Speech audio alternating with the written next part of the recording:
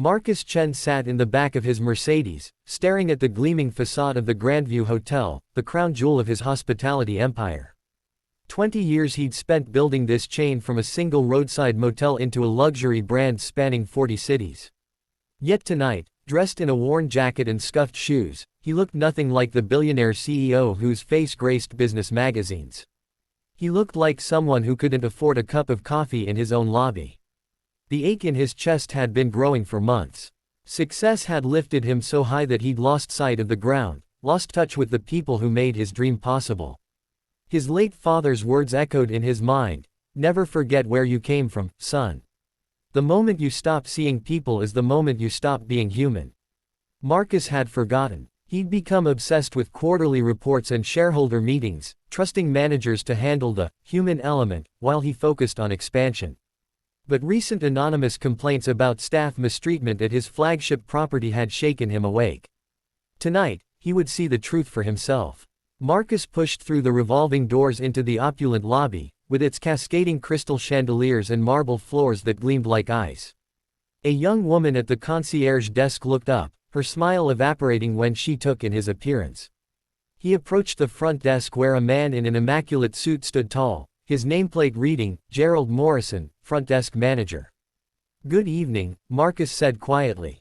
"I'd like to check in, please. I have a reservation under Chen." Gerald's eyes swept over him with thinly veiled disgust, lingering on his threadbare jacket. "I'm sorry, sir, but are you certain you're at the correct establishment? Perhaps you're looking for the Economy Lodge down the street." "No, I have a reservation here." Marcus Chen. Gerald's fingers danced across the keyboard with theatrical slowness. "I'm not seeing anything under that name. And frankly, sir, even if you did have a reservation, I'm afraid we have standards to maintain.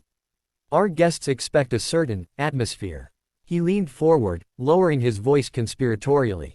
"Between you and me, you'd be more comfortable somewhere that caters to your budget constraints." Heat crept up Marcus's neck, but he kept his voice level. "Please check again. The reservation was made yesterday."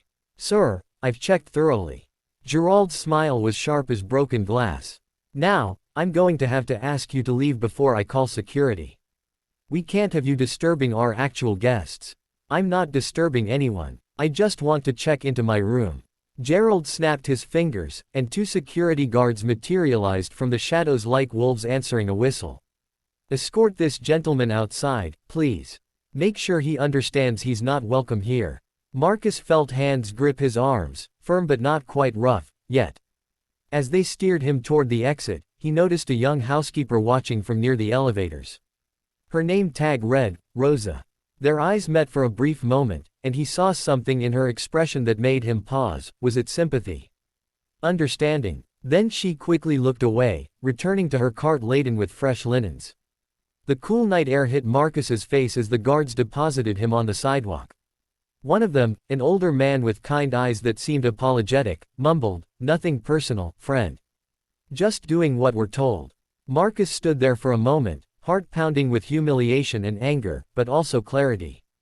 This was exactly what he needed to see. He walked to his car parked a block away, retrieved his phone, and made a single call to his head of security. "Send the team to the Grandview. Full staff meeting in the conference room. 20 minutes. Everyone." When Marcus returned to the hotel, he was dressed in his custom-tailored suit, flanked by his personal assistant and legal counsel. He strode through the lobby with the confidence of a man who owned not just the building but the ground it stood on. Gerald looked up from the desk, his face transitioning from confusion to recognition to pure terror in the space of 3 seconds. "Mr. Chen, sir, I had no idea." Marcus held up a hand. "Conference room. Now. Entire staff." 15 minutes later, Marcus stood before 73 employees packed into the hotel's largest meeting space. Front desk staff, concierge team, management, housekeeping, kitchen workers, everyone who'd been on shift that evening. Gerald stood near the front, his face the color of old newspaper. 20 minutes ago, Marcus began, his voice carrying to every corner of the room, "I was thrown out of this hotel. The hotel that bears my vision, my family's values, my father's dream. But not because of who I am. Because of how I looked." A collective intake of breath rippled through the crowd. Marcus could see people glancing at Gerald, whose head hung low.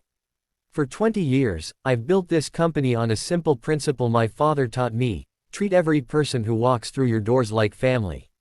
Not because of what they wear or how much money they might spend, but because they're human beings deserving of dignity and respect. His voice cracked slightly. Tonight, I saw how far we've fallen from that vision. He paused, letting the silence stretch. I came here to see if the complaints I'd been receiving were true. Complaints about staff being judged, guests being profiled, people being treated as less than because they didn't fit someone's arbitrary definition of appropriate. His gaze swept the room. What I found was worse than I imagined. Gerald stepped forward, trembling. Sir, please, I thought I was protecting the hotel's reputation. We have standards. Standards. Marcus's voice rose for the first time. Our standard is compassion. Our standard is kindness. Our standard is seeing the humanity in every person, not the size of their wallet. He took a breath, steadying himself. Gerald Morrison, you're terminated. Effective immediately. Security will escort you out, the same way you had me escorted out. Gerald's knees seemed to buckle, but Marcus wasn't finished. He turned to the assistant managers who'd been standing beside Gerald. Jennifer Thompson, David Kawata, you were both in the lobby. You watched it happen. You did nothing. You're also terminated. The room was silent as death. Marcus could hear his own heartbeat. Then, from the back, a quiet voice spoke up. Mr. Chen. It was Rosa, the housekeeper he'd noticed earlier. She stepped forward, her hands twisting nervously. Sir, I wanted to say something. When you were being asked to leave. But I was afraid. Marcus's expression softened. Afraid of what, Rosa? Afraid I'd lose my job, sir. Last month, another housekeeper spoke up when a guest with a disability was being treated poorly by the concierge desk. She was written up for stepping outside her role, and lost 2 weeks of shifts. Tears welled in Rosa's eyes. I have 3 children, Mr. Chen. I couldn't risk it. But I'm so sorry. I should have said something. The confession hung in the air like smoke. Marcus felt something shift inside his chest, the final piece of understanding clicking into place. This wasn't just about firing a few bad actors. The culture itself had rotted from within. Rosa, he said gently, you have nothing to apologize for. You were trapped in a system that punished compassion and rewarded callousness. He addressed the room again. How many others have been written up or disciplined for showing kindness? For treating people like human beings instead of revenue sources. Slowly, hands began to rise. First a few, then more. Nearly a third of the staff. Marcus felt tears threatening his own eyes now. I'm so sorry, he said, his voice thick with emotion. I'm sorry I wasn't here. I'm sorry I let this place become somewhere that punishes goodness. I'm sorry I failed you and failed every person who walked through those doors expecting the hospitality my father and I promised to deliver. He straightened his shoulders. Here's what's going to happen. Every manager who participated in creating this culture, who wrote people up for kindness, who turned their backs on cruelty, who valued appearance over character, you're done. Clear your desks. The managers, 5 in total, shuffled out in stunned silence. That left nearly 65 employees staring at Marcus with a mixture of relief, confusion, and uncertainty. The rest of you, Marcus continued, I'm giving you a choice.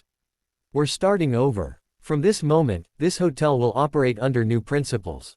Every guest gets treated with respect, regardless of appearance. Every employee is empowered, no, expected, to speak up when they see injustice. Compassion isn't weakness here, it's the job. He paused. But I need people who believe in that. If you can't commit to treating every human being who walks through those doors with dignity, there's the exit. No hard feelings. This just isn't the place for you. No one moved toward the door. Good, Marcus said, a small smile finally breaking through. Then let's talk about changes. First, Rosa, he found her in the crowd. You're our new guest relations director. Your job is to make sure what happened tonight never happens again to anyone. Rosa's hands flew to her mouth, tears streaming freely now. Second, we're implementing mandatory training on compassion and inclusion for everyone, including me.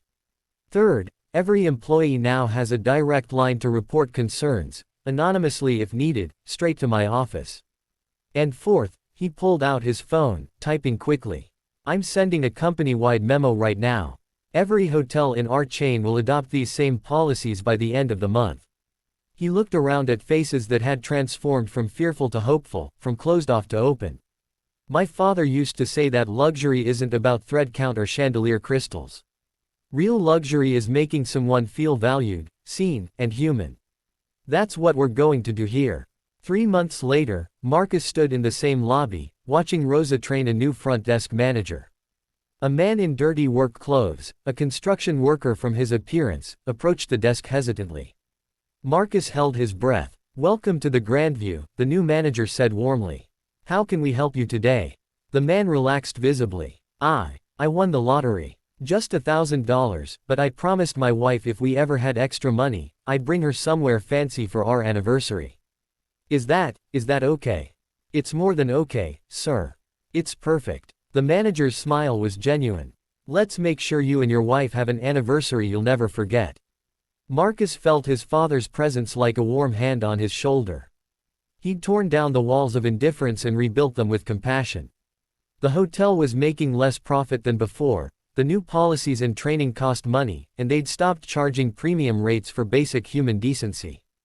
But occupancy was climbing, reviews were glowing, and most importantly, he could look at himself in the mirror again. Sometimes, he thought, you have to lose everything to remember what truly matters. Not the empire you build, but the humanity you preserve while building it. That night of humiliation had been a gift, painful, humiliating, but ultimately transformative. It had reminded him that behind every transaction was a person with dreams, fears, and a fundamental need to be treated with dignity. And that, Marcus had learned, was worth more than all the 5-star ratings in the world.